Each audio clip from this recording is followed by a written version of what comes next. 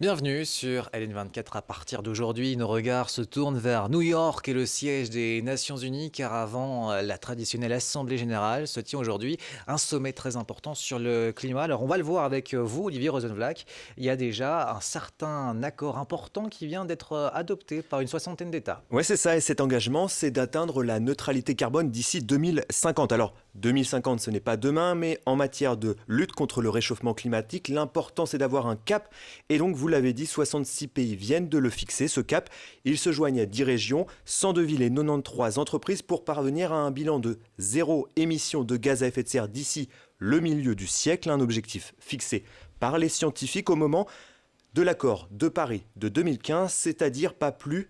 On avait à l'époque l'ambition de contenir le réchauffement climatique à pas plus de 2 degrés supplémentaires au thermomètre par rapport à la fin du 19e siècle, la fin de l'ère pré-industrielle. Merci Olivier Rosenvlak pour toutes ces informations en plateau. Nous sommes avec Olivier Van de Maren. Vous êtes en charge du développement durable à la FEB, la Fédération des entreprises de Belgique. Et nous sommes aussi avec Jérôme Messen du bureau d'études Climate. Merci pour votre présence dans ce débat. Alors commençons par le commencement justement. Qu'est-ce que ça implique cette neutralité carbone, Olivier Van de Maren? Alors, être neutre en carbone, ça veut dire que d'un point de vue net, on n'émet pas de carbone.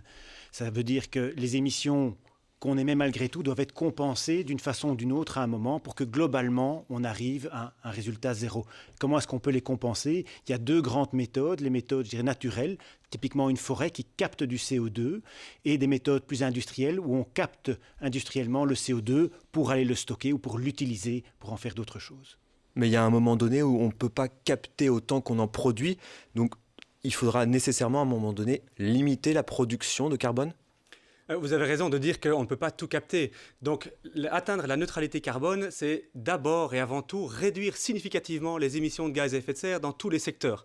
Donc, transport, bâtiment, industrie, production d'électricité, etc. Il faudra réduire, à l'échelle de l'Europe, typiquement, au moins de 90% par rapport à 1990. C'est énorme. Ensuite, les petites émissions qui restent, là, on pourra aller les capter, comme l'a dit Olivier, par des moyens qui sont soit naturels, soit technologiques. Cette petite partie résiduelle, donc, ce sont les arbres, ce sont les algues, et il y a aussi des moyens technologiques, par exemple lesquels ? Il y a des moyens techniques, comme l'a dit Olivier, qui sont de capter, si vous voulez, à la sortie, par exemple, d'une centrale au gaz, capter le CO2 directement et l'utiliser dans différents types de processus. La neutralité carbone, c'est un objectif audacieux, en tout cas acté par ces 66 pays qui ont adopté cet accord aujourd'hui à New York lors de ce sommet climatique. Mais 66 pays, ce n'est pas l'ensemble de la planète. Non, dans ce genre de débat, il faut absolument que tous les pays s'y mettent. Les efforts des uns ne peuvent pas être compensés, ne peuvent pas compenser le non-effort des autres. Il faut vraiment que ce soit quelque chose de mondial. Il faut donc notamment que les États-Unis et le Brésil s'impliquent fortement en vue de réduire leurs émissions. Sinon, on arrivera à des températures supérieures à 2 degrés. Deux pays qui sont absents, pour le coup. Tout à fait. Et si le Brésil et les États-Unis n'adhèrent pas à cette volonté de neutralité du carbone, est-ce que finalement ces efforts seront portés à rien? Si on veut que ces pays acceptent l'objectif de neutralité carbone, il faudra que certains autres pays prennent une position de leader. Comme la Chine peut-être, hein. Et attirent, en tout cas, montrent que c'est un monde désirable dans lequel il y a moyen de prendre un leadership. Vous pensez que l'Europe, si elle montre qu'elle a un leadership en la matière, peut influencer les États-Unis ou d'autres pays? En tout cas, les États-Unis ne seront pas influencés si l'Europe ne le fait pas ou ne tente pas les choses. Olivier? En matière de, justement, de neutralité carbone, une tonne carbone produite, qu'elle soit produite aux États-Unis, en Chine ou en Mongolie, aura de toute façon le même impact au niveau planétaire. Donc, si on comprend bien, s'il n'y a pas un consensus international autour de cette neutralité carbone, oui, a priori, il n'y aura pas d'impact, ce ne sera pas palpable, que ce soit 2050 ou 2100. Oui, tout à fait. Il faut donc que tout le monde s'y mette. C'est la condition sine qua non. D'où la question par après. Vu l'importance du débat, c'est comment essaie-t-on d'influencer ces pays en vue qu'ils s'engagent. Et là, il y a différentes possibilités. Jérôme Messen, est-ce que vous êtes, vous, plutôt heureux de cet accord, de cette annonce, ou plutôt sceptique? Les accords de Paris, c'est 2015. On s'était engagé sur une réduction de la production de carbone à l'échelle mondiale. Entre-temps, elle est remontée. J'ai les chiffres, 1,6% en 2017, 2,7% en 2018. C'est toujours un peu pareil, c'est un pas en avant, deux pas en arrière? Alors d'abord, il y avait un objectif qui était fort dans l'accord de Paris.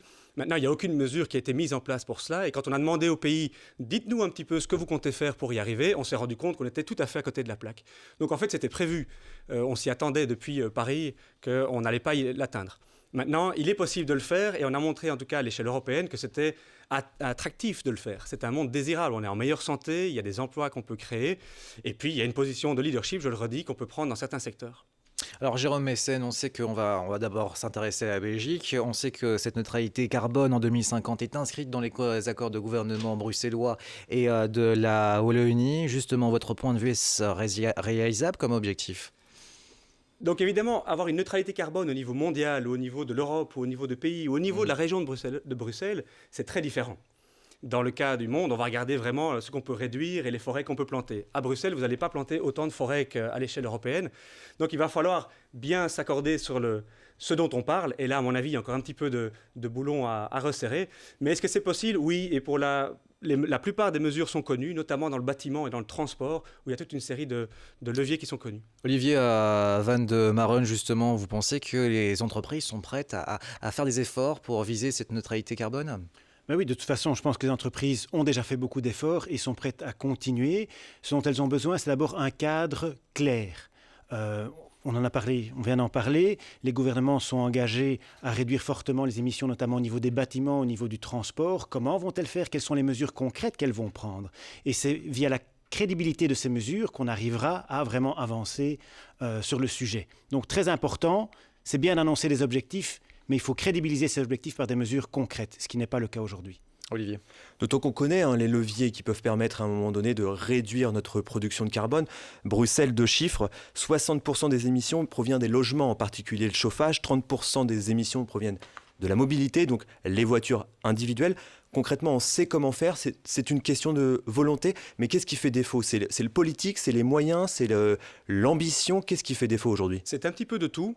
Olivier a parlé du cadre clair, long terme, ça c'est primordial, mais vous l'avez dit, il y a toute une palette de leviers qui sont connus. Il y a des mesures qui sont, on va dire, de type comportemental, des mesures qui sont techniques, des mesures qui sont d'ordre purement réglementaire. On peut aussi dire, j'arrête ou j'interdis les voitures, par exemple, les plus polluantes dans les centres-villes.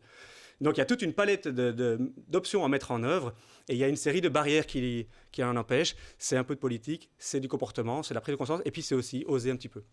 Je suis tout à fait d'accord. Oser, c'est vraiment la chose la plus importante. On a des objectifs ambitieux. Oui, mais qu'est-ce qu'on est prêt à c'est faire? pas la première fois qu'on a des objectifs comme ça annoncés. Et finalement, est-ce qu'on y arrive à terme? Pas toujours. Ben, aujourd'hui, à regarder les politiques, c'est-à-dire très peu, parce que c'est peu détaillé, qu'on compte mettre en œuvre, on ne va pas arriver à notre objectif 2030. Donc, qu'est-ce qu'on est prêt à faire pour y arriver? Quelles sont les politiques additionnelles qu'on va mettre en place pour pouvoir tenir nos objectifs 2030? C'est une question fondamentale que l'ensemble des industries se posent. Il y a des mesures qui ont des effets en cascade.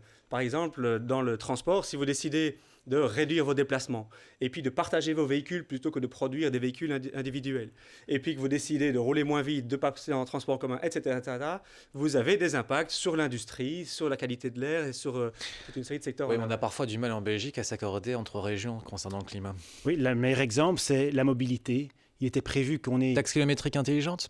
Ça, c'était un point de vue, mais oui, tout à fait. Donc, on soutient tout à fait la taxe kilométrique intelligente, mais simplement le fait d'avoir une vision commune entre les régions et le fédéral est déjà même entre régions. Même entre régions, est un premier pas qu'on n'a pas réussi à faire le gouvernement précédent. Donc, on appelle vraiment de nos voeux à ce qu'il y ait simplement, ne fût-ce qu'une vision en termes de mobilité en Belgique. Donc là, un gouvernement en affaires courantes, ça n'aide pas, ça on l'a bien compris à peu près dans vos propos.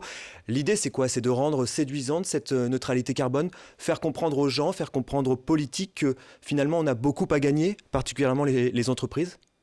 Ben, on a à gagner, à nouveau, je répète, d'un cadre clair. À partir du moment où les entreprises savent dans quel cadre elles jouent, elles peuvent prendre des décisions en fonction de ce cadre. En termes d'emploi, en termes de En croissance? termes d'emploi. Le meilleur exemple, c'est la rénovation des bâtiments. C'est très riche. Ça a été mentionné en termes d'emploi. Quelles sont les mesures qu'on prend pour vraiment booster cette industrie? Vous savez, on rencontre tous les jours des entreprises qui décident de passer à l'action. Et donc, il y a aussi moyen de commencer sans attendre les décisions politiques.